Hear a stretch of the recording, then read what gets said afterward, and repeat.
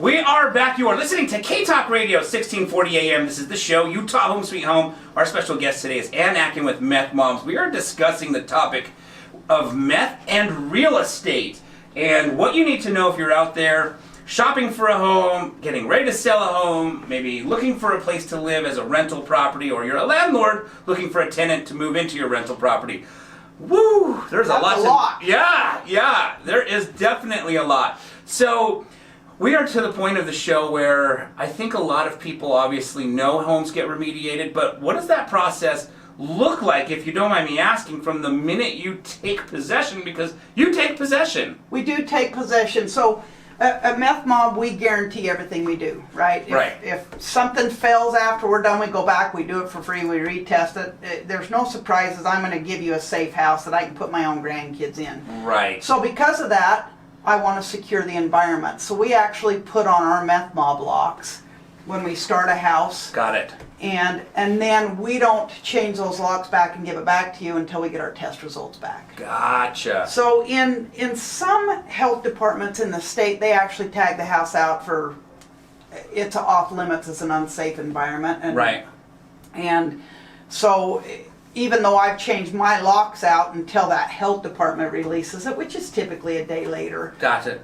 But yeah, we control the environment in there. We don't want anybody in there, and it's the pits when there's a whole life in there, when there's 90 years or 80 years of life with somebody's stuff in there, and grandma and grandpa have to move out, or it's painful. It can be painful. How's that? I can imagine, yes. So as I was mentioning, the homes that I'm purchasing, I don't live in them. So when you take possession of it, it doesn't really affect me because I'm not going to that house anyway. I'm going home. Right. But I just can't imagine, like you're talking about, let's say, a homeowner who's occupying the home, all of a sudden they realize they have to now move out and find a place to live while you're decontaminating. How long is that process of decontamination usually for a scenario like that? To get it completed, it's about a 2-week process. So we're in there a week. Gotcha. Day one, we call it our dry day. That's where we go hook up a great big HEPA vacuum to the furnace, and we're sucking out all the registers, the runs, the returns. We pull the squirrel cage out of the furnace. We're getting all the dry out. We pull all the drawers out of the cupboards and vacuum, get all the dust bunnies. Yeah. Because when we decontaminate, we don't want meth mud. We just want to decontaminate. Yeah. So you get all the dry out day one. Then day 2, 3, 4, we're scrubbing every inch of ceiling, wall, floor, duct drawer, Harry Potter closet, furnace, literally everything for 3 days. And then on the 5th business day, we're rinsing everything down with fresh rinse water. Oh. So it's almost like scraping your plate on Monday, washing on Tuesday, washing on Wednesday, washing on Thursday, fresh rinse water on Friday. Got it. So then week 2 now, we're in 2, we'll test with the health department, and then it's 4 business days to get the test results back. So we're in there a week, but it's really a 2-week process to get it completed. Got it. I remember my broker once telling me, you know my broker.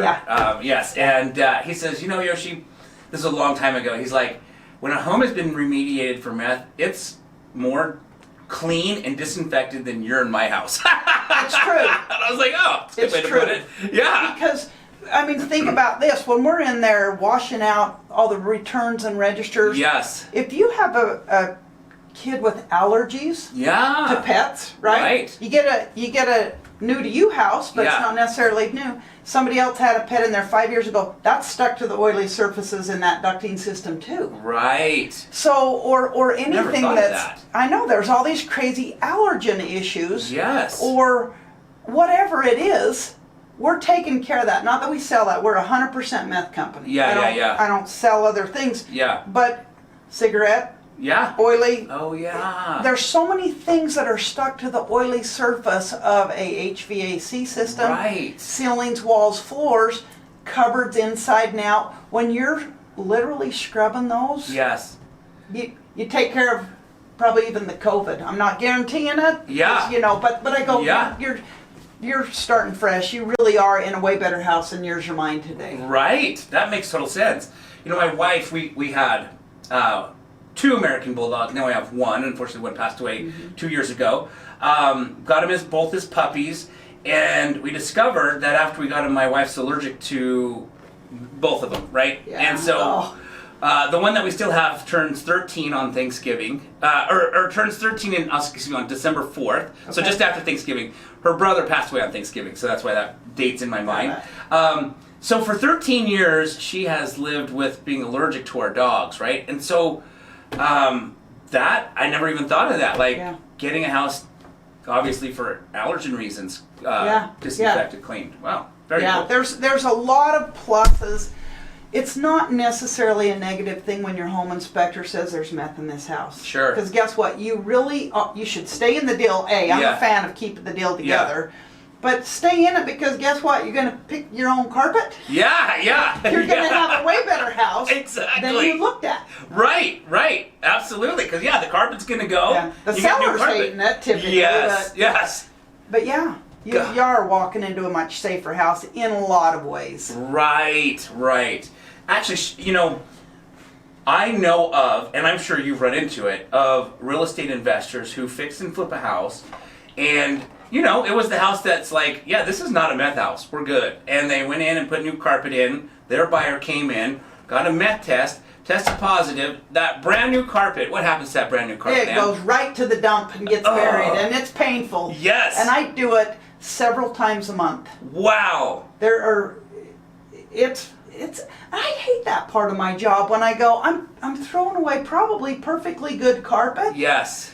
But you don't know what's been contaminated, and some people just don't know any better. It is so easy to go, look, Grandma's passed on and we need to handle the estate and the market's hot. If we put 10 grand into the house, we're going to get 30,000 more right on an offer. So people paint and put carpet in, put up for sale, a home inspector comes in, and that meth isn't going away. Right. It's got to be decontaminated or it's going to be there. So then it's found, and then I throw away brand new carpet. And it's painful. It's painful. Yeah. Absolutely. Because the buyer's like, I don't know if that carpet's new, and then the seller's like, no, here's the receipt, I promise. And they're like, I don't care, I want this house decontaminated. That's exactly what it is. Yeah. It's exactly what it is. The buyer gets to have that assurance, and the seller's like, pretty sure it didn't happen on my watch. Right.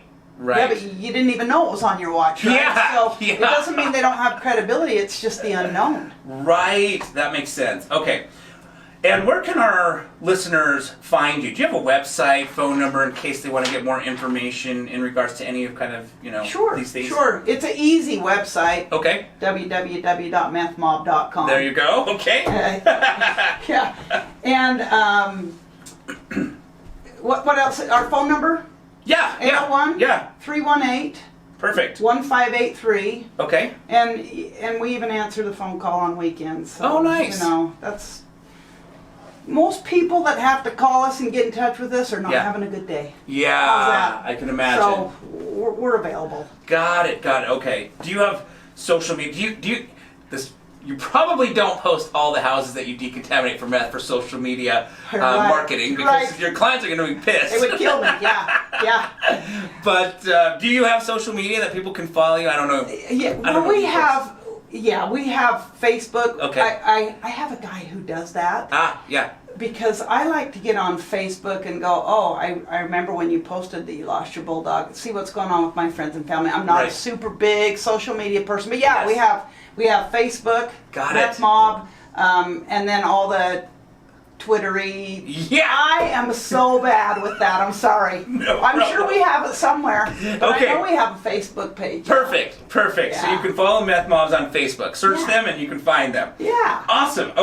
Okay, before we part ways, in case you have a dog or know someone else who does have a dog, I wanted to take a quick second to show you the Snap Leash. The Snap Leash can literally do so many things, and I'm going to share with you one of the many cool things that it can do. As you can see, the Snap Leash is designed with 2 swivel hooks, one on each end. This end has a cushion stitched into it to make it comfortable when walking your dog. Now, all you have to do is take this swivel hook, put it into this very first grommet, and now you've got your handle. Okay, so now let's imagine you're at the park and you want to secure your pet quickly, safely, and easily to a park bench, a tree, or a pole because you just want to sit down and relax. Well, all you need to do is take this swivel hook, remove it from the very first grommet, wrap this leash around any size tree or pole or park bench, and put it into the appropriate grommet, And now you have secured your pet quickly, safely, and easily. And when it's time to head home, another great feature about the Snap Leash is you can simply wrap it around your waist for hands-free walking. Lastly, if you ever accidentally forget your waist bags at home,